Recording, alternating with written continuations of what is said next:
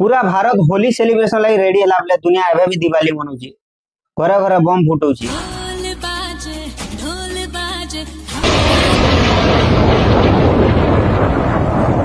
भाई मैंने ई वीडियो देखला पर एटा केन वीडियो गेम की केन मूवी हमर टैगर पठान मूवी रो वीडियो है बोले लागुतबा बाकी नहीं सीटा रियल वीडियो है।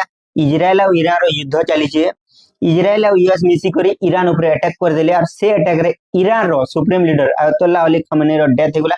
तार संगे संगे ताकर 12 की 15 टा बड़ बड़ लीडर मैन कर जेंता मिलिटरी लीडर देश रो लीडर मैन को डेथ ही छी।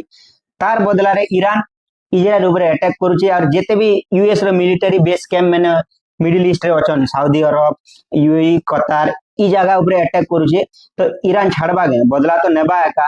और इतार परे अमेरिका रो प्रेसिडेंट डोनाल्ड ट्रम्प काना ट्वीट करछे देखो Khamenei one of the most evil people in history is dead बोले इटा जदी इविल पीपल बोले तुम्हें काना सकुनी मालय कर मजा देखुछ भलगा इंडिया वाले न्यूक्लियर वेपन बनेले भाई माने आज हम सुरक्षित होछु बाहर तो दिवाली चालुची।